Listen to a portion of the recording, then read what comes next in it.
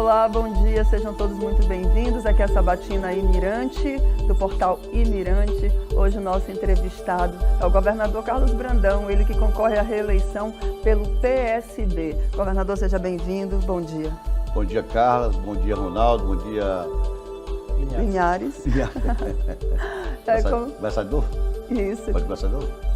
Já, não, a gente está no ar, está ao vivo. E aí, como o governador já adiantou, está aqui José Linhares Júnior, Ronaldo Rocha, que vão ser aqui junto comigo nessa bancada para entrevistar o candidato. Meninos, bom dia. Bom dia, Carla. Bom dia, Carla. Bom dia, governador. Governador, vamos começar. Nós sorteamos o tema e começamos as perguntas, tá? Vamos lá no primeiro tema, que será comunidades tradicionais. Isso. A gente se fala muito das comunidades tradicionais, governador, principalmente em relação aos quilombolas e aos indígenas, mas na zona rural de São Luís, por exemplo, são comunidades grandes, né, tradicionais lá também, e que sempre parece não pertencer à capital, parece ser um outro município. Quais suas propostas para essa zona de São Luís que tanto precisa de investimentos, do olhar público? Olha, na realidade, nós temos desenvolvido grandes trabalhos nessa área de quilombolas e indígenas. A exemplo das escolas dignas, das ações nas regiões tradicionais como os indígenas, das universidades, inclusive com a contratação indígena para dar aulas para os indígenas. Na área quilombola, nós estamos preservando toda a cultura quilombola, que é importante a gente preservar, mas a gente tem desenvolvido políticas públicas que preservem os quilombos. Nós avançamos bastante e esse ano nós ainda vamos regularizar mais de 100 quilombos, que é uma coisa que é importante, a regularização desses quilombos para que eles possam se sentir com segurança jurídica. Existiam vários quilombos no nosso estado, no entanto, não havia uma regularização desses quilômetros. Então, as políticas que a gente adotou foi no sentido de avançar essa regularização para que a gente possa levar as políticas públicas voltadas para os quilombolas. Da mesma forma, os indígenas. Aqui em São Luís não é diferente. Nós temos aqui alguns locais que têm ainda a permanência de muitos quilombolas, muitas tradições. Sabe, São Luís e Alcântara e a Baixada como um todo, ela recebeu muitos africanos durante a colonização. E hoje ainda é muito forte isso. E a gente precisa preservar, afinal foram eles que vieram para o nosso país, que colonizaram junto com os portugueses, com os indígenas, nós somos originários deles. Então a gente tem que fortalecer cada vez mais essas políticas. E essa política que a gente vai desenvolver de integração com os quilombolas é para que eles possam ser capacitados e integrados no mercado. Porque se o quilombola não tiver uma escola de qualidade, ele não tiver uma saúde de qualidade, não for capacitado, ele não consegue ingressar no mercado de trabalho. É importante que a gente preserve a cultura dele, as tradições, o tambor de crioula, enfim, todas aquelas culturas que vieram da África. Mas é importante também que eles ingressem no mercado de trabalho.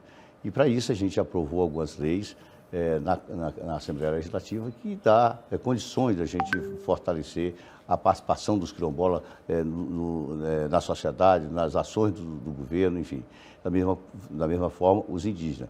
Eu tenho participado de muitos eventos com os indígenas, inaugurando escolas, regularizando a situação de identidade, CPF. Tive recentemente uma grande ação no município de Itaipava, onde a gente levou cidadania, certo? Identidade para os índios. Muitos deles ainda não tinham nem identidade.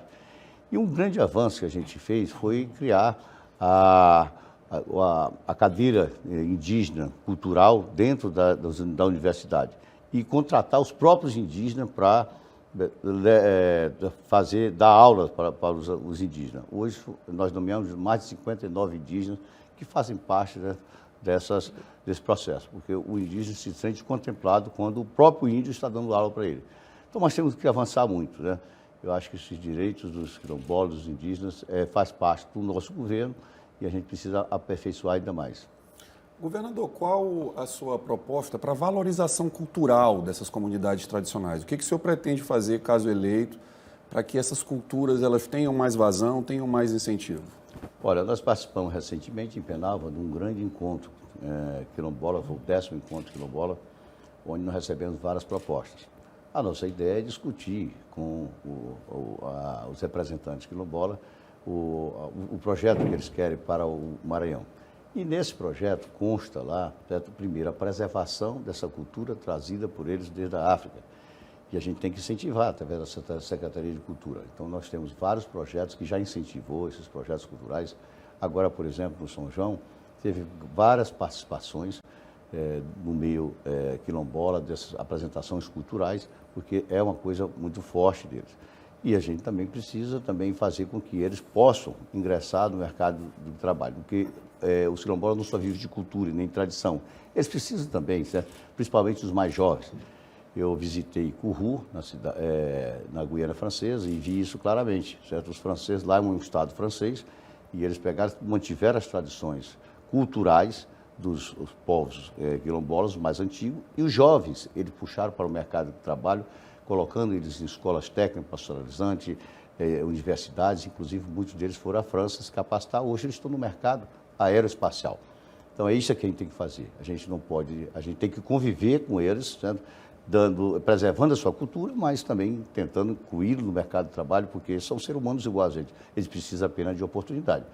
Mas nós já avançamos com algumas leis importantes no sentido de direitos que eles não tinham. Nós, com essas leis que a gente aprovou, tanto para os indígenas e quilombolas, abriu espaço para que eles possam, certo, ter esses direitos que antes não tinham. Então, eu estou muito otimista nessa área. Candidato, nós temos hoje a internet como uma ferramenta básica de acesso à comunicação, acesso à interação, enfim, algo indispensável nos dias de hoje, né? Tem tudo na palma da mão a internet.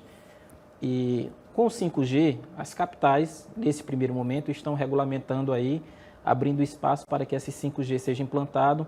Agora, como levar, o que o governo do estado pode fazer para que essa internet ela chegue também com qualidade a essas comunidades tradicionais e mais afastadas, né? Aqui na capital nós ainda temos muito problema com a internet, mas como levar uma internet de qualidade a esses povos, a essas comunidades, para que eles também tenham acesso à informação, redes sociais, enfim, para que eles sejam integrados a esse mundo digital? Olha, a internet é o grande desafio, certo? E é um grande parceiro do futuro, né? Vários estados já avançaram bastante, Piauí, Ceará, por isso eu digo que é possível a gente avançar também. Nós precisamos fazer um modelo parecido com o do Ceará, um grande cinturão em torno do estado. Cinturão digital, né? Um cinturão digital. O Ceará, por exemplo, foi feito assim, um grande cinturão para atender os órgãos públicos. E dali começou a puxar os ramais das fibras óticas para atender a iniciativa privada. Com isso, o estado do Ceará hoje está completamente coberto. O Piauí também foi nesse modelo. E nós vamos receber um recurso do Fundef ano que vem, que é um recurso do precatório, e a gente pretende colocar todas as escolas com internet através de fibra ótica, porque é um recurso significativo, que vai nos permitir não só levar a internet a todas as escolas, mas também a todos os municípios.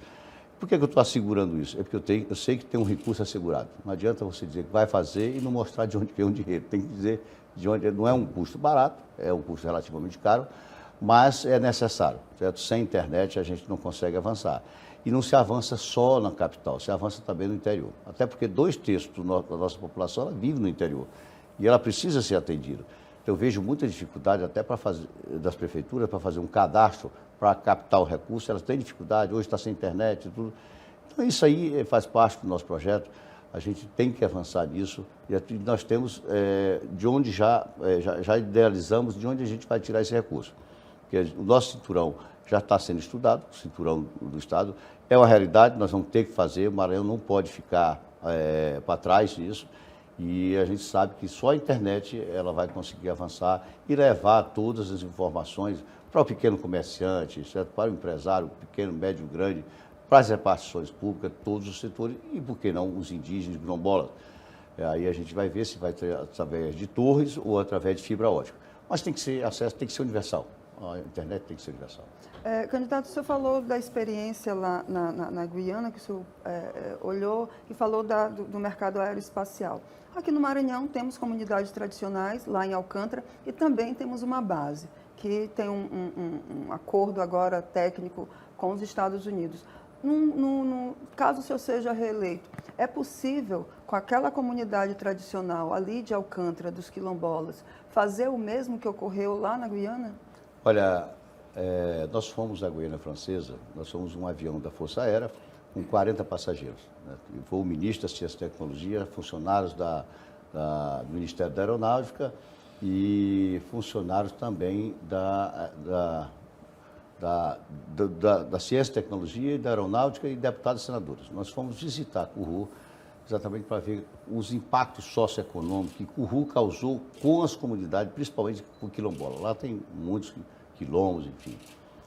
E para convencer ou sair convencido de que era importante aprovar esse acordo de salvaguarda no Congresso Nacional. Por isso tinham deputados, tinham senadores. Houve um grande debate, a gente visitou 3 estações de lançamento de foguete. E o que a gente pôde perceber, os franceses, eles entenderam a importância de absorver a mão de obra local. Certo?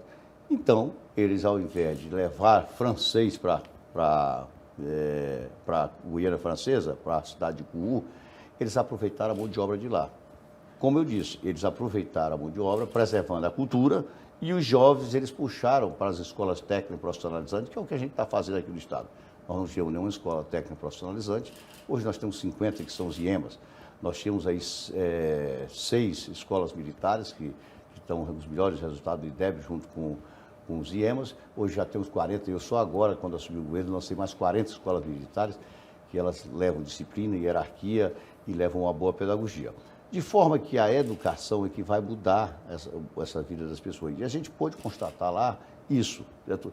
Que as comunidades, tradições foram mantidas, no entanto, os jovens foram absorvidos. E é isso que a gente pretende, certo? Trazer aqui para o Alcântara, certo? Preservar a cultura e as tradições dos quilombolas, eles ficam lá, mantendo suas tradições, e os jovens a gente procurar inserir no mercado de trabalho. Certo? E por isso o acordo de salvaguarda foi aprovado no Congresso Nacional, permitindo que a gente possa lançar satélite aqui o mais rápido possível. Com relação a isso, é uma gestão do governo federal, em parceria com os Estados Unidos, será aberto para outros países para lançar satélite, mas, no entanto, eu acho que nós estamos no caminho certo. Ok, vamos trocar de assunto, governador, sorteando outro. Nós vamos falar agora de educação. Governador, uma das bandeiras do governo do Estado é o Escola Digna, mas foi um programa mais relacionado à infraestrutura das escolas do que propriamente dito um investimento em professores, todo o corpo educacional. O senhor sendo reeleito, depois já que foi investido nessa parte de infraestrutura, qual é o próximo passo que o governo pretende dar, caso você seja reeleito, na questão da educação para melhorar os índices? Olha, na realidade, o investimento não foi só feito em infraestrutura. Mas quando nós assumimos, nós encontramos 1.100 escolas de palha e taipa, sem as menores condições do aluno receber uma aula digna. Então, houve, durante esse período, entre reforma, construção e ampliação, de muitas das escolas climatizadas, cerca de 1.500 obras, né? Que foi para dar um ambiente saudável para o aluno poder assistir uma aula. Imagina o aluno estudar na escola de palha e taipa, que não tem nenhum banheiro, né? Então, isso melhorou bastante. Mas a educação não se faz só de parede, de telhado, de piso bom, enfim, tem outros segmentos. Então, nós distribuímos, para transportar os alunos às escolas, nós distribuímos mais de 200 transportes escolares, que são aqueles ônibus, certo? Nós pagamos as promoções e progressões dos professores, foram mais de 200 bilhões de reais no primeiro ano, que estavam reprimidos. Há muitos anos, os professores faziam seus cursos, faziam suas capacitações, estavam desmotivados porque não havia progressão dele, ele não aumentava o seu salário, não aumentava de posto, de posição. Então, nós pagamos aí cerca de 200 bilhões só no primeiro ano de governo, 2015. E, além disso, a gente fez com que os professores tivessem um dos melhores salários do Brasil. A exemplo que em 7 anos e 7 meses de governo, a gente não teve uma greve de professor, né? Se você for avaliar os governos para trás, todo ano tinha greve, paralisava as aulas, atrasava. Isso foi uma das coisas que motivou e deu autoestima aos professores. Porque o professor não pode trabalhar também sem ter uma autoestima, desmotivado. Isso motivou bastante. Além disso, criamos também, porque entendemos que o aluno, para chegar bem no ensino médio, que é a nossa responsabilidade, a gente tem que capacitar o aluno. E aí a gente fez um reforço escolar no ensino fundamental, que é de responsabilidade dos municípios. Criamos o Pacto Estadual pela Educação, onde a gente fez uma reunião, certo, com vários professores, secretários de educação, para capacitar e formar esses professores para que eles pudessem levar aos alunos do ensino fundamental um ensinamento melhor. A gente não vai avançar se a gente não chegar a receber esse aluno do ensino médio com uma boa base, né? Então, a gente fez isso e os alunos já vieram melhor, em melhores condições. Então, com essas escolas, com esses ensinamentos, com os salários melhores e com esses programas que a gente desenvolveu, fez com que a gente avançasse bastante no IDEB. Quando a gente assumiu o governo, nós estávamos em 22º no Brasil. Hoje já estamos em 13º. Quando a gente assumiu o governo, não tinha uma escola técnica. Hoje nós temos 50 escolas técnicas profissionalizantes, que são os IEMA, escola de primeiro mundo, é uma high school. São escolas com 12 salas de aulas, laboratórios, 6 laboratórios, química, física, matemática, biologia, biblioteca, restaurante em tempo integral, o dia inteiro, certo? Inclusive quadra de esporte, para praticar esporte. Então, isso motiva os jovens para que eles possam ter um bom aprendizado. Além do Cidadão do Mundo que a gente criou, já foram mais de 600 jovens de escolas públicas que foram para o exterior aprender inglês, francês, espanhol. Já foi uma oportunidade porque no mercado de trabalho hoje o idioma é exigido. Então, ele chega competitivo. E o resultado, né, está aí. Saltamos do 22º, no IDEB, para o 13º, e no Nordeste nós éramos o 8º. São 9 estados do Nordeste. Saltamos do 8º para o 2º do Nordeste. Será que a gente fez errado?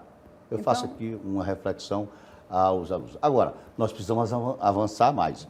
E o resultado também é importante dizer, de todos os investimentos na educação, hoje 73% do aluno que ingressa na universidade pública, na UEMA, ou na Universidade Federal, eles são de origem de escola pública. Significa dizer que o conhecimento que ele está adquirindo dentro da universidade, da escola pública de nível médio, ele está permitindo que ele tenha acesso à universidade. Então, é uma margem grande, 73%, do aluno de ensino médio chegar à universidade concorrendo com o filho de uma pessoa que tem o melhor poder aquisitivo de uma universidade particular, uma escola particular. Acho que a gente avançou. Agora, precisamos avançar mais. Nós não tínhamos nenhuma escola de tempo integral, nós já temos 92. Nós temos que levar a escola de tempo integral para todos os municípios. Aconteceu isso no Ceará, aconteceu isso em Pernambuco. Então, lá avançou por conta desses investimentos, né? Então, eu entendo que a gente tem que continuar ampliando esse trabalho. Governador, nas últimas 2 gestões, da ex-governadora Rosiana Sarney e do ex-governador Flávio Dino, os índices de analfabetismo de pessoas acima de 15 anos se manteram ali pela casa dos 15%. Não teve nem piora, nem melhora. O que evidencia que esse setor específico na educação, ele passou ao largo das políticas de educação das últimas 2 gestões. Para o senhor, por que isso aconteceu e como o senhor pretende combater esse índice de analfabetismo de pessoas acima de 15 anos, que é um dos maiores do país? Olha, o analfabetismo, ele é um problema sério no Estado. Quando a gente assumiu o governo, o índice era muito grande. Então, qualquer trabalho que se faça na redução do índice de analfabetismo ainda é pequeno por conta da quantidade de analfabetos que tem no Estado. Então, eu considero esse um desafio muito grande. Nós vamos ter que avançar bastante em programas fortes no combate ao analfabetismo, que não envolve só o jovem, inclusive o adulto. Nós tivemos aí 2 programas importantes do combate ao analfabetismo, mas eu diria que não avançou na velocidade que a gente desejaria, porque a gente tinha várias ações na educação e tinha que focar nos mais importantes, aqueles que teriam um resultado mais rápido. O analfabetismo, ele será uma das metas do combate ao analfabetismo do nosso Estado para ampliar mais, porque ainda tem muita gente analfabeta e foi uma herança que a gente pegou, a gente não conseguiu avançar em muitas áreas, mas essa é uma área que precisa avançar um pouco mais. Candidato, eu fiz essa mesma pergunta para outros que já estiveram aqui com a gente na sabatina. Apesar de todos esses investimentos no Escola Digna, todos esses citados por você anteriormente, nós ainda temos um problema que é de evasão escolar. É um número muito significativo de evasão escolar e que nesses 2 anos de pandemia houve um aumento, né, durante esse período. O que fazer para combater essa evasão escolar? E ampliando isso, nós temos um outro problema que ele é nacional. Aqui no Maranhão ele também acontece, eu não vou dizer nem que diminuiu nem que aumentou, mas é um problema de violência nas escolas, né?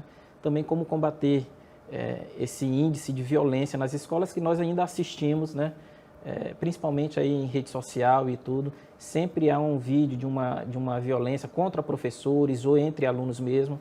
O que fazer nesses 2 pontos específicos? Olha, essa questão da evasão escolar, ela se agravou muito durante a pandemia, né? Mas mesmo assim, o Maranhão foi um dos estados que reduziu bastante a evasão escolar em relação aos outros estados, porque nós criamos aqui um sistema híbrido, certo? De educação. Passamos boa parte desses 2 anos em sistema híbrido e conseguimos avançar. O Brasil inteiro foi afetado com a pandemia, mas a política de evasão ela é muito importante. Inclusive, nós vamos colocar uma proposta de premiar, certo, os municípios no que diz respeito à evasão. No repasse, hoje, a cada R$100 que a gente recebe do ICMS, 25 vai para os municípios.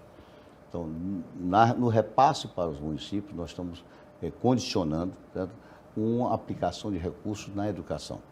E vamos premiar os municípios, porque o ensino fundamental é de responsabilidade dos municípios. Sim. Vamos premiar os municípios com metas, certo? Se eles diminuir a evasão, certo? Se eles melhorar os indicadores do município, eles vão ser premiados. Então, além do repasse normal, nós estamos com o programa, certo, de benefício aos municípios para que eles possam ser remunerados e premiados para evitar a evasão e também no Estado. Então, no Estado, nós vamos fazer essa premiação para as escolas, para professores, isso vai servir como meta. Nós teremos aí o recurso do Fundeb ano que vem, que será a grande revolução na educação no Estado do Maranhão. Tudo que já foi feito será complementado, certo, através desse recurso do Fundeb, que é um recurso do precatório, que o Estado tem direito, já foi julgado no Supremo, e com esse recurso nós vamos terminar de completar toda a linha de desenvolvimento da educação. Para isso, nós teremos parceria com a Fundação Lehmans, que Fundação Lehmans é uma instituição altamente premiada no Brasil e no mundo, e outros estados que deram certo, por exemplo, do Ceará, de Pernambuco, nós estamos muito sintonizados, vamos apenas ampliar com mais recursos. Então, eu estou muito otimista com relação à educação, porque eu entendo que a gente só vai avançar com a educação. A educação é a única maneira de deixar todos iguais, o filho do pobre e o filho do rico.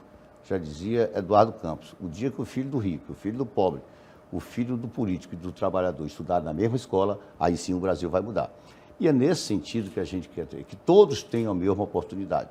O filho de um rico, de um pobre, estudar numa escola boa, ele vai ser médico, o filho do pobre vai ser médico ou advogado, engenheiro, qualquer profissão. Eles têm que ter o mesmo direito e a mesma sabedoria. Né? Só complementando, candidato, em relação a essa questão da violência, não sei se o senhor ainda pode responder, só complementando, à medida também que cresce nas escolas, que há, na verdade que cresce não, mas que há registros nas escolas, a gente vê que cresce o número de jovens ingressando em facções criminosas, né? Principalmente aqui no Maranhão. Então, o que fazer com esses jovens para que esse quadro, né, seja revertido? Faltou eu completar essa sua pergunta. Eu acho que uma das coisas importantes que a gente tem nas escolas é o vídeo monitoramento, certo? Do acesso aos delinquentes que envolvem os jovens, as crianças, na proximidade das escolas. A gente tem que ter um vídeo monitoramento e para isso tem que ter uma parceria mais forte, certo? Com a Secretaria de Segurança, com o setor de inteligência, para que a gente possa evitar que o aluno se envolva com esse tipo de pessoas. No mais, eu acho que são palestras, são conversa com os pais, reuniões de pais e mestres, certo? Para que haja um aprimoramento e haja uma consciência, né? Daí a importância da escola de tempo integral, que a gente tem que avançar para isso. O aluno ficar o dia inteiro na escola, a cabeça dele fica presa à escola. Ele estuda de manhã, a parte teórica, e de tarde a parte prática. E ele não tem tempo para pensar nisso. Na hora que o aluno tem uma escola, não tem uma escola de tempo integral, a tendência dele é, às vezes, no espaço vazio, certo? Ser, digamos assim, convencido por um mau elemento, para que ele possa entrar no caminho das drogas. E o nosso desafio é esse. Acima de tudo, eu acho que a gente tem que fazer uma escola compartilhada, certo? Com a participação dos pais, dos mestres, dos diretores de escolas, associações para que a gente possa debater e haja um convencimento. O convencimento para que os jovens não entrem na droga não é só dentro da escola, ele tem que ser dentro de casa também com a participação dos pais. Todos têm que ter essa consciência. Então, acho que a gente tem que ampliar e socializar mais isso, né? Isso é uma coisa ao longo do tempo, envolve até a questão econômica e social, né? Candidato, o senhor usou muito o exemplo da escola em tempo integral. Qual é a meta de um eventual governo seu, a partir de 2023, em relação às escolas de tempo integral? Quantas o Maranhão precisa e quantas podem ter a mais se o senhor for reeleito? Olha, eu acho que a escola de tempo integral ela tem que estar em todos os municípios. Eu, por exemplo, quando a gente assumiu, não tinha nenhuma, temos 92 escolas de tempo integral. Mas a gente tem que avançar, né? Tem município que até já tem 2. Uma outra coisa importante também são as escolas militares, que a gente está fazendo em parceria, inclusive, agora com os municípios, onde ele leva disciplina, leva hierarquia e leva pedagogia. É muito importante. Hoje é uma briga, certo? Para você conseguir uma vaga numa escola militar ou no IEMA. É uma disputa muito grande. E numa escola de tempo integral. Além do que, fornecer alimentação numa escola de tempo integral hoje é muito importante para as pessoas carentes. Então, a gente pretende ampliar. Começamos pelas regionais, mas o projeto cresceu. Não vai ficar só nas regionais, ele vai crescer e a gente vai ter que chegar em todos os municípios para que todos os jovens possam ter uma oportunidade de ter uma escola de tempo integral. Tem um custo mais alto, mas o resultado vem para frente, para o futuro. Candidato, a gente percebe pelo seu discurso em relação às escolas militares que o senhor acredita nessa metodologia de ensino que vem ganhando força no país nos últimos anos. Apesar disso, o seu candidato a presidente, Lula, com esse modelo de escolas militares, como é que o senhor vai tentar equalizar essa situação, caso o senhor seja eleito e o seu candidato a presidente seja eleito, de lá em Brasília tentar se acabar com as escolas militares e o senhor, por conta do seu discurso, tentar influenciar? Como é que o senhor pretende equalizar isso? Os resultados são práticos, né? Aqui no Maranhão, os melhores resultados no vestibular e no IDEB são dos IEMAs, que foi criado pela gente, e pelas escolas militares. Basta ver, né? Então, o que as escolas militares levam? Elas levam a pedagogia, elas levam disciplina. O aluno, às vezes, não respeita mais o pai, não respeita a mãe está doida para que ele vá para a escola, porque lá ele tem disciplina, tem hierarquia, certo? E tem uma boa pedagogia. A pedagogia, na realidade, do nosso modelo, ele vai ser dado pelos professores municipais ou pelos professores estaduais. Apenas a gestão vai ser pelos militares, certo? Os IEMAs são muito mais completos, porque os IEMAs é uma fábrica de talentos. O IEMA, ele tem laboratórios, né? Eles têm 6 laboratórios, que é Química, Física, Biologia e Matemática, que são as aulas práticas, né? Tem biblioteca, tem auditório para 300 lugares, dependendo do IEMA, tem quadra coberta, enfim, refeitório. Então, é muito mais completo, né? Mas eu acho que a gente pode, o resultado sendo bom, certo? Os resultados a gente tem que ampliar. Então, eu estou vendo resultado, não se trata de bandeira, certo? O nosso candidato é o Lula fez um grande trabalho na educação, inclusive hoje muitas das pessoas que se formaram agradecem ao FIES, certo? Que tiveram a oportunidade de ter uma faculdade financiada pelo presidente Lula, que a população hoje agradece. Então, essas políticas que têm resultado, que têm, digamos, que melhoram os indicadores, a gente tem que abraçar, tá? E os colégios militares, eles têm dado bons resultados. Ok, vamos trocar de assunto, governador, sorteando outro tema. Agora a gente vai falar de saúde. Só o tema que os candidatos gostam. A pandemia mostrou que muito se pode, os governos muito podem fazer pela saúde. Houve a necessidade de ampliação, houve a necessidade de celeridade nos atendimentos, enfim, tiveram uma concentração de esforços, mostrou que a saúde pública pode sim melhorar, pode sim ser boa, né? Então, governador, nas suas propostas para a saúde, como resolver questões, por exemplo, como fila, como a questão da demora para fazer um exame, para fazer um procedimento cirúrgico, como resolver esse problema e, se é possível, né, resolver aqui no Maranhão? Olha, a saúde você tem que dividir em 2 eixos. O primeiro eixo é a atenção básica, que é feito pelos municípios, que são os postos de saúde.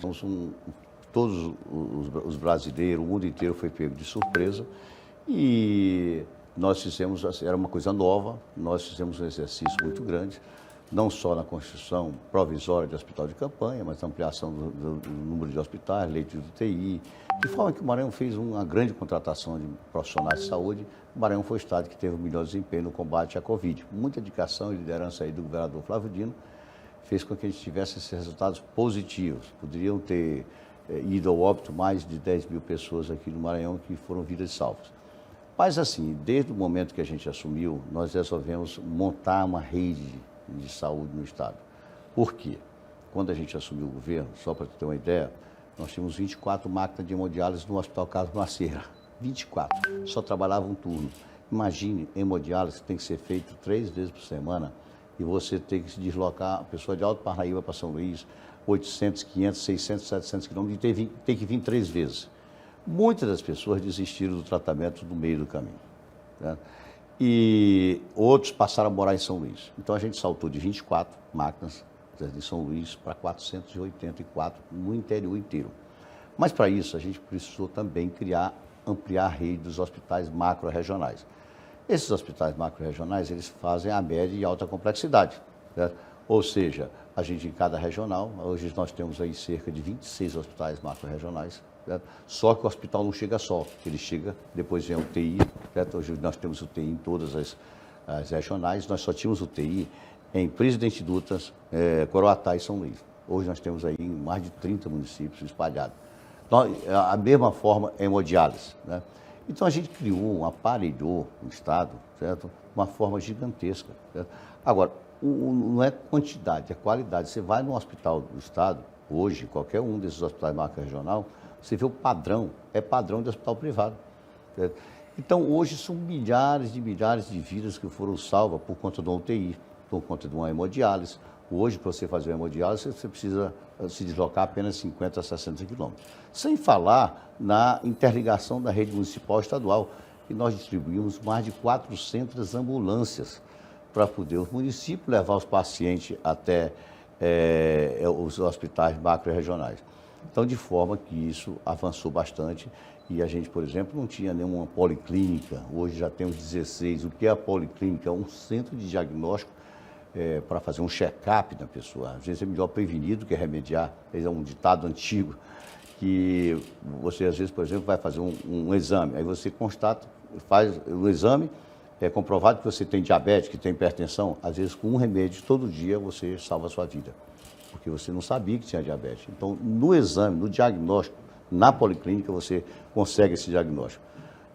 Da mesma forma, um exame de próstata no homem, 90% das pessoas que fazem o exame de próstata, no começo, um câncer de próstata, você salva a vida. Já no estado avançado, você perde a vida, mesmo câncer de mama. Então, essa rede de policlínicas, que são para diagnóstico das pessoas a um preço, de forma gratuita, está espalhado pelo estado, nós estamos evitando que as pessoas vá para os hospitais, né? Sem falar nos hospitais de urgência e emergência, que não é obrigação do governo do estado. O governo do estado tem a obrigação de fazer esses hospitais macro-regionais, que são os hospitais de alta e média complexidade. Agora, urgência e emergência são de obrigatoriedade do município. Nós estamos fazendo um aqui em São Luís, já inauguramos a primeira parte, Flávio Dino inaugurou a primeira parte, eu inaugurei a segunda, e a terceira e a quarta etapa será inaugurada no final do ano. Se você visitar, cara, um hospital, vale a pena, eu fui agora lá, é um hospital de primeiro mundo, você não paga nada. Os médicos que trabalham no Hospital da Ilha, um grande socorrão, 400 leitos, ao final do ano teremos 400 leitos, inclusive com heliponto, são os mesmos médicos que trabalham na UDI, que trabalham no São Domingos, o padrão, os equipamentos são de primeiro mundo.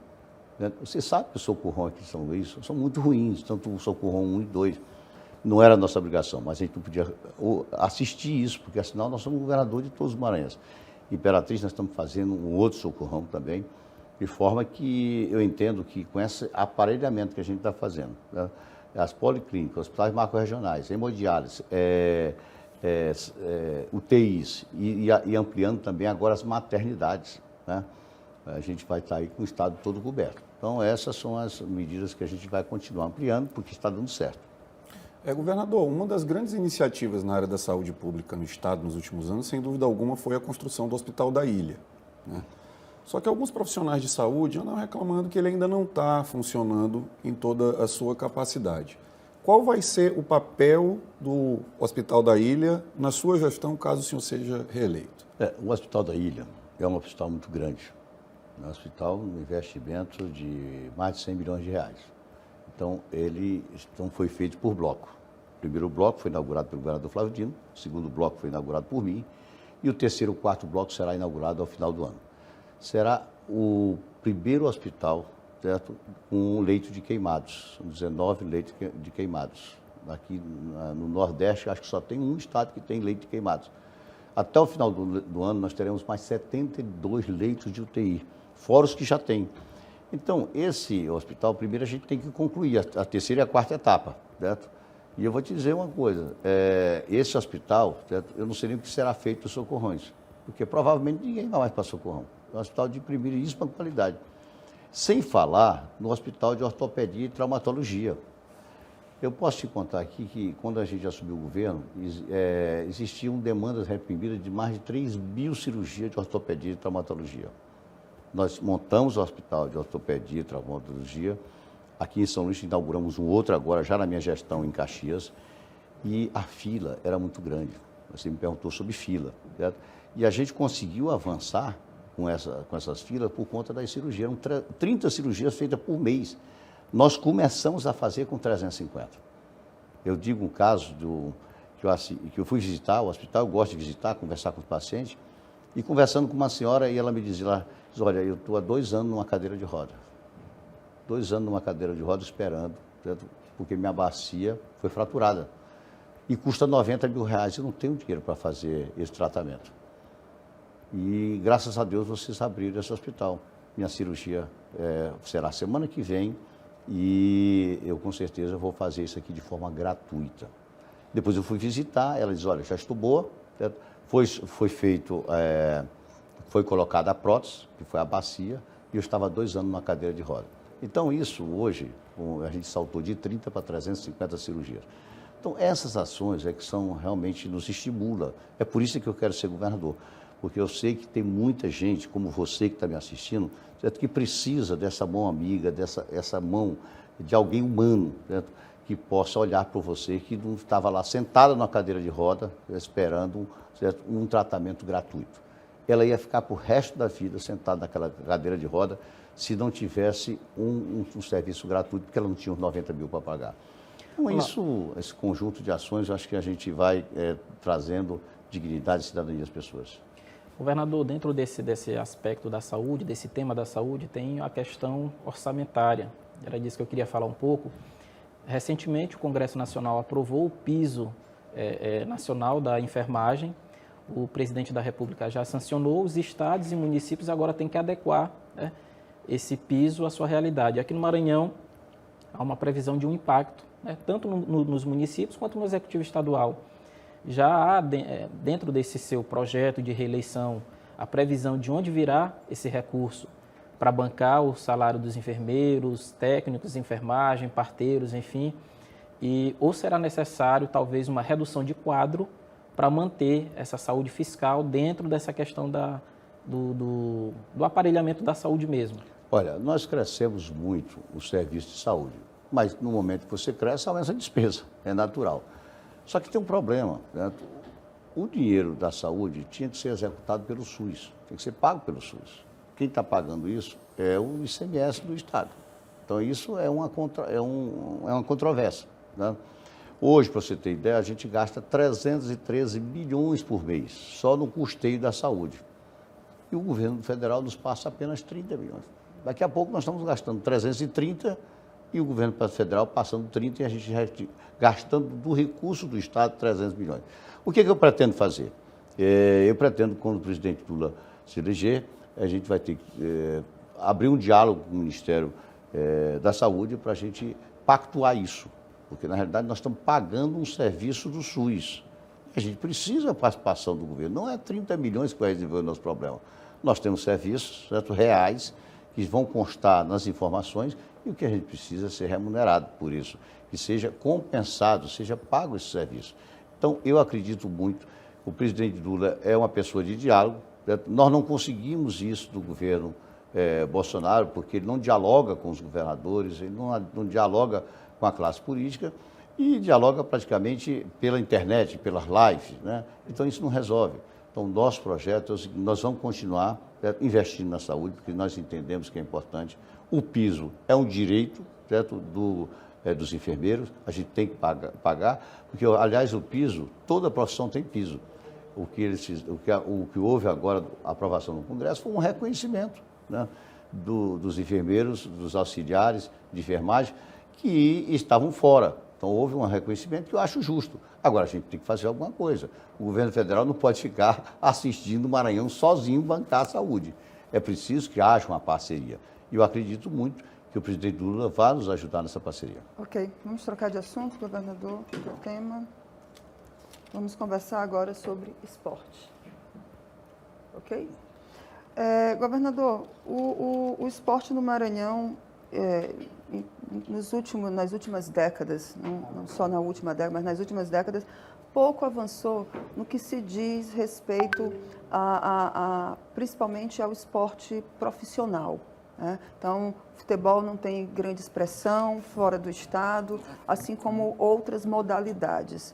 E muito se vê que isso vem da base. Falta estrutura, as escolas também não têm os investimentos necessários nessa parte do esporte para formar atletas realmente que possam competir nacionalmente.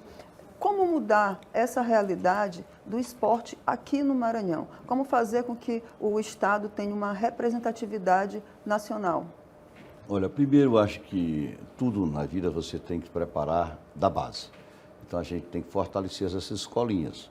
A gente tem programas da Lei de Incentivo ao Esporte, a gente tem vários programas que incentivou essas escolinhas. Imperatriz, por exemplo, nós temos um grande exemplo de jovens que não estavam fora do mercado e hoje estão aí, certo, com escolinha funcionando, e a gente está expandindo isso por vários municípios. Então, é ali que a gente vai formar, certo, que vai dar oportunidade para se formar grandes talentos. Então, a partir dali, os meninos vão se fortalecendo no esporte, vão tendo os incentivos e eles vão crescendo e vão se destacando, né? Então, nós temos aí, certo? Isso depende muito do apoio do governo do estado. Da mesma forma que o esporte profissional. O esporte profissional é um esporte mais caro e ele precisa de apoio. Só que as empresas maranhenses, os empresários, não investem muito nessa área. Então, fica muito por conta da diretoria do time, da diretoria da equipe que administra o time, e o governo sempre dá um suporte. Não é o suficiente, porque o governo tem que atuar em várias áreas. Na verdade, o governo tem que ser um grande fomentador, mas não pode fomentar tudo, tem que dar um pouco atenção a cada uma das áreas. E a gente tem sempre feito, como fizemos os Gêmeos agora, né, estamos fazendo, os Gêmeos e o Paragêmeos, para que a gente possa fortalecer e fazer com que esses talentos apareçam, certo? Nós, por exemplo, na Secretaria de Esporte, nós temos um programa, certo, de capacitação e distribuição de kits de material esportivo, porque é uma coisa que os municípios pedem muito para a gente. Olha, nós queremos montar uma equipe de futebol, nós temos que treinar, tem uns meninos bons que querem... isso não vale só para o futebol, eu falei futebol aqui, mas vale para o vôlei, vale para outras coisas, outro tipo de esporte. Então, eles pedem para a gente. E com isso a gente criou uma política pública de compra de material esportivo. Para quê? Para fomentar, para participar do projeto. Porque não adianta você querer desenvolver um esporte no município se não tem nem um material esportivo. Então, nós compramos centenas de materiais esportivos, distribuímos para os municípios, para prefeituras, para que eles possam incentivar. Além disso, certo, os prefeitos também têm feito essa parceria com a gente e é um processo lento, mas é um processo que vai acontecer e a gente tem dado todo apoio. Da mesma forma que a gente tem feito também a recuperação de centros esportivos. A gente construiu aí centenas de quadras de esporte, ginásios de esporte, campos de futebol, inúmeros campos de futebol eu inaugurei.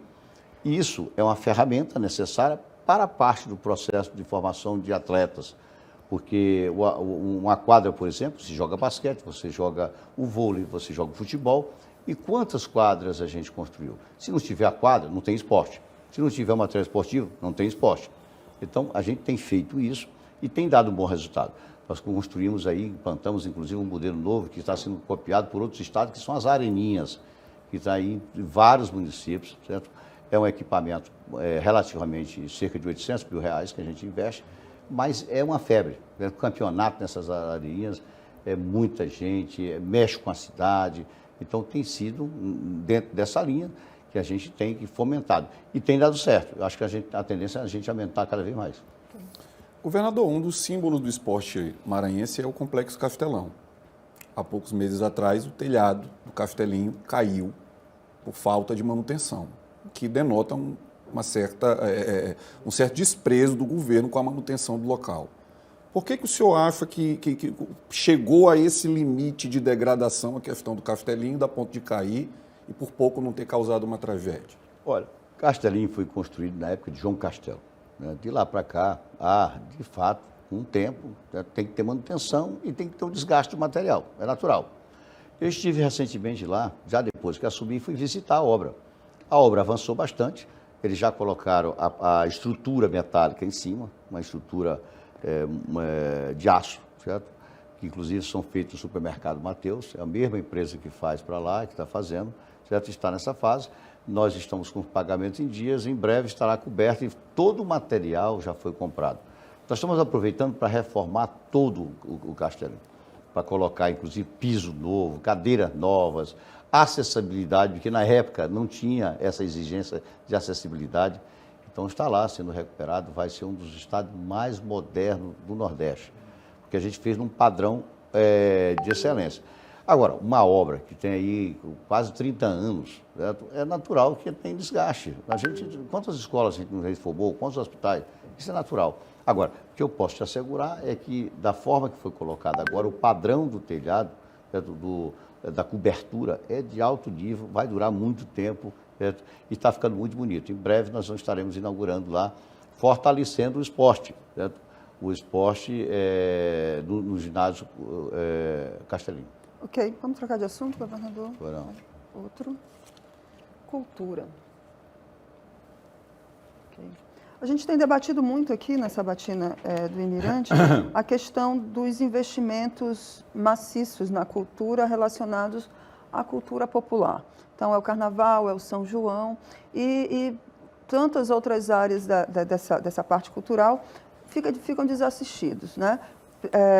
Os cantores, por exemplo, locais reclamam que falta incentivo, enfim.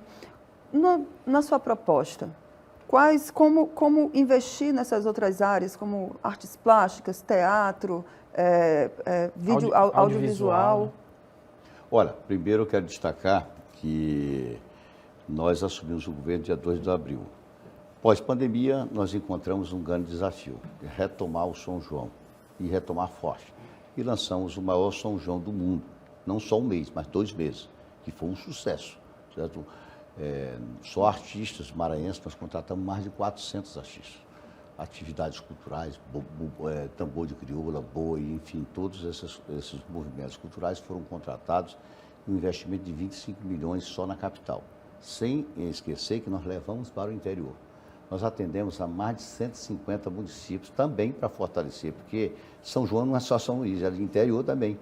Então, nós atendemos 150 municípios com apoio cultural para que o São João se estabelecesse, fortalecesse nesses municípios.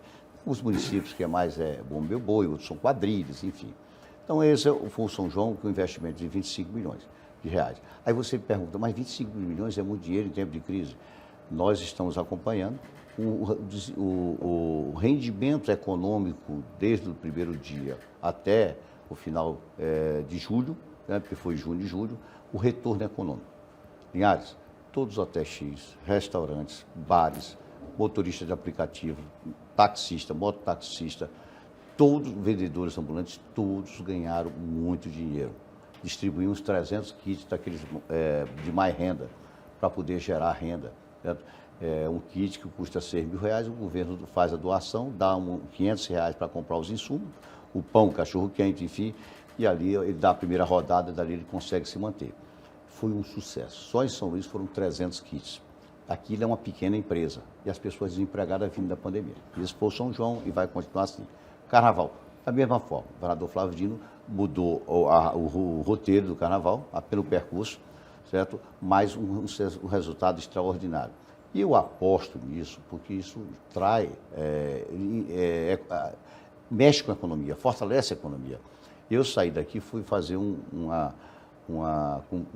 diálogo lá em Barreirinhas, no período de São João. Eu não encontrei vaga em hotel para ficar, porque o turista veio para o São João e foi para Barreirinhas. Tudo cheio. Isso gera o quê? Economia e gera, inclusive, ICMS para o Estado. Então, esses 2 pontos são pontos consagrados, certo? Nós vamos fortalecer. E eu fiz um teste aí, com muita coragem, depois de pandemia, lançar o maior São João. Todo mundo diz, tu é doido, tu vai gastar 25 milhões em São Luís.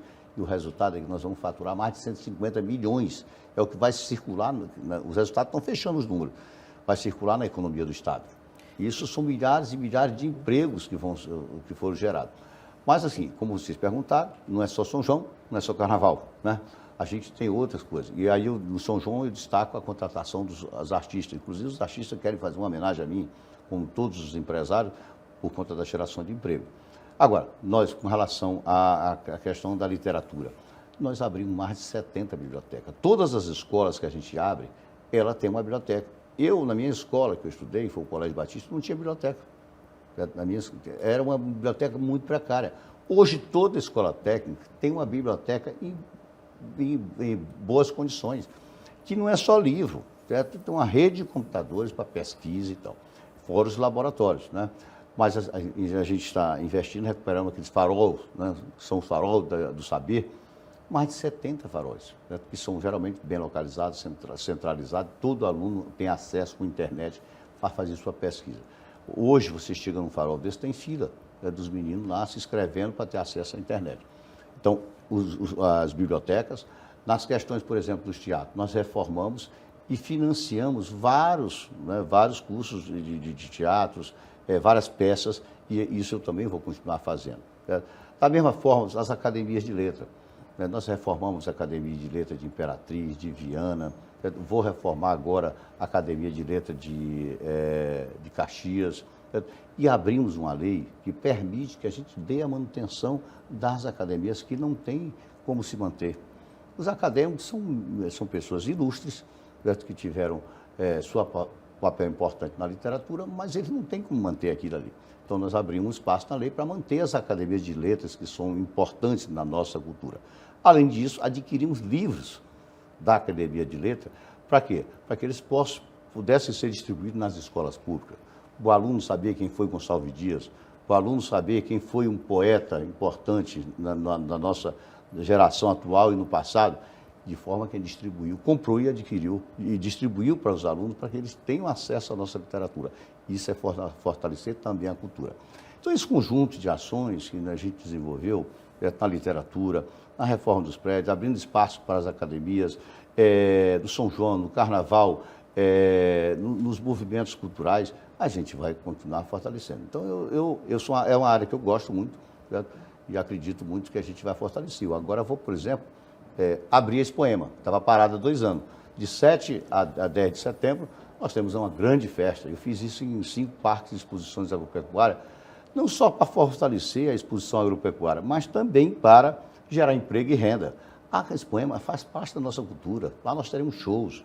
Vamos contratar shows do Estado, artistas estaduais, para que a gente possa apoiar esses segmentos. Esses segmentos a gente teve que criar a lei de incentivo. Tivemos um auxílio para eles no período da pandemia.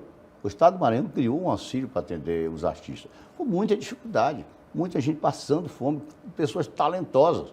Se a gente não tivesse criado esse auxílio, não seria que seria dessas pessoas. Então, ela agora, terminando o São João, nós vamos abrir esse poema, será uma grande festa popular, milhares de pessoas vão ter renda, restaurantes, bares, de forma que isso vai aquecendo a economia. A gente tem que, digamos assim, ser criativo no governo. Não adianta só, né? Sobre essa questão da cultura, você falou muito sobre do turista que chega, né? Então tem essa questão do turismo, que caminha junto com a cultura. Nós temos aqui no Maranhão várias regiões, né, com seus potenciais, os seus desafios. A região dos Lençóis, nós temos a Baixada, nós temos a região ali de Carolina, Riachão. Enfim, como fazer com que o turista aproveite essa cultura, mas também com infraestrutura, com modagem, transporte, com acessibilidade, enfim, com um investimento nesses setores. E você falou também da questão da Expoema. Por que, na sua concepção, que o governador Flávio Dino deixou de fazer a Expoema logo no seu primeiro mandato até agora que vai voltar, né? Acredito que com força do jeito que era a Expoema mesmo, porque tanto tempo parado, já que tem todo esse potencial mesmo, inclusive de negócios ali dentro. Mas não é que o governador Flávio Dino deixou de fazer. Antes da pandemia, eu, inclusive, fui o responsável por coordenar a Expoema, aí no governo Flávio Dino. O presidente da associação era o Ivaldeci. Ele me procurou, conversei com o Flávio, ele disse, não, pode tocar a Expoema. Nós tocamos antes da pandemia. Eu lembro dessas coisas que eu me envolvi diretamente. Então, não houve assim, nada contra o governador Flávio Dino. Inclusive, sempre que tem as exposições agropecuárias, Imperatriz, Balsas, Porto Franco, ele sempre está presente e tal, e sempre está presente e sempre fomenta, é importante. Todos os eventos, certo, agropecuários, o governador Flávio Dino sempre fomentou. Imperatriz agora, nós arrumamos R$300 mil, Balsas 600, certo? Porto Franco 250, alguma coisa assim. Então, às vezes, as pessoas, essas doações, esse fomento, eles são fundamentais. Eu conheço bem, eu já administrei Expoema em tempos outros, quando era assessor da Secretaria de Agricultura. Se não tiver a mão do governo, ela não acontece. É uma festa cara, certo? Então, a exposição lá em Imperatriz, por exemplo, eles me disseram, se o governo não ajudar, e Flávio Dino sempre ajudou. Às vezes não está todo dia lá, mas sempre foi na abertura, às vezes vai no encerramento, né? Mas você perguntou... Em relação às regiões do estado, assim, que tem potencial turístico e a cultura também, né? Olha, o turismo, nós temos aqui as duas âncoras, né? Nós temos o Polo Turístico São Luís, que é o centro histórico, né? Patrimônio Cultural da Humanidade, que é pela Unesco, a nossa capital. Nós temos a Floresta dos Guarás, na região ocidental. Nós temos a Floresta dos Guarás, nós temos a Chapada das Mesas, que é a região das cachoeiras, ali, Carolina, Riachão, então, que são o turismo ecológico, né? E temos os Lençóis Maranhenses, né? Que é a Coqueluche, né? Agora, por exemplo, nós conseguimos concluir o aeroporto, virou um aeroporto regional, fizemos uma licitação, ganhamos uma empresa para administrar o aeroporto, empresa essa que já administra 13 aeroportos, e nós vamos começar esse mês agora uma linha aérea da Azul, que vem de Fortaleza, Jericoacoara, Parnaíba, Barreirinhas, São Luís e retorna no mesmo dia. Vai começar uma ação experimental, para ver a quantidade de movimento. Caso dê certo, que eu tenho certeza, as passagens já estão todas vendidas, já estou dizendo que deu certo. Então é um avião pequeno, um Caravan de 14 lugares, e dando certo, eles vão mudar para um avião de 74 lugares. Eu não dou 2 meses para esse avião já estar substituindo o Caravan pelo avião turbo-hélice. Então essa será uma rota, a rota das emoções, a rota do turismo que vai chegar em São Luís, terminar aqui, trazendo o nosso turismo para ver essas belezas que nós temos no centro histórico e essa culinária nossa que não tem igual, né? E então isso vai gerar muito emprego e renda, né? Só para concluir aqui, Linhares. Então, acho que isso já está, digamos assim, consolidado, essa questão. Agora, nós estamos tentando desenvolver uma outra rota, com a própria Azul, né? Que é São Luís, Imperatriz, Carolina e Balsas, que é uma rota mista. A rota do setor econômico, porque Imperatriz vem a economia, setor do turismo em Carolina, e Balsas, setor econômico também do agronegócio. Isso está avançando bastante, acredito que vai dar certo. Nós temos boas pistas, aeroportos, estamos terminando de regularizar para a gente fortalecer. Fizemos agora a Ponte Central Bequimão, né? Que isso vai fazer com que a gente explore a Floresta dos Guarás, que aquilo ali é outro potencial fantástico. Governador, infelizmente, nosso tempo está acabando. O senhor tem 1 minuto para suas considerações finais. Depois eu quero um tempo dobrado. Tem muita coisa para falar. Bom, é pena que o tempo tenha acabado, mas eu quero dizer que estou parabenizar o trabalho de vocês. Eu acho que essa sabatina é muito importante para que a população possa conhecer o que cada pré-candidato pensa do Maranhão, o que ele pretende fazer, e o conhecimento de cada um, certo? E, ao mesmo tempo, mostrar a sua experiência administrativa e política. Porque o que a gente vê muito em época de eleição são os mágicos que chegam e, na última hora, querem dizer, vou fazer isso, enfim, né? Eu acho que a gente tem que dizer assim, Eu sei fazer, já fiz e vou fazer assim e com o dinheiro desse lugar. Você tem que dizer como, que sabe fazer, certo? Como vai fazer e de onde vai tirar o dinheiro, né? Então, eu considero que eu tenho já muita experiência na vida pública, já fui 4 vezes secretário de Estado, já fui 2 vezes deputado federal, participei dos grandes debates nacionais, 2 vezes vice-governador e agora governador do Estado. Cheguei ao ponto mais alto do Estado. E conheço profundamente a administração pública, conheço isso com a tranquilidade de administrar um Estado. Então, eu quero aqui dizer a você que está nos assistindo que nós estamos bastante preparados, certo? E com um passado limpo, certo? Pronto para levar esse Estado para um franco desenvolvimento. Ok, governador, abraço. Obrigada pela sua participação aqui. Linhares, Ronaldo, obrigada. Obrigado, Carlinha, governador. Obrigado.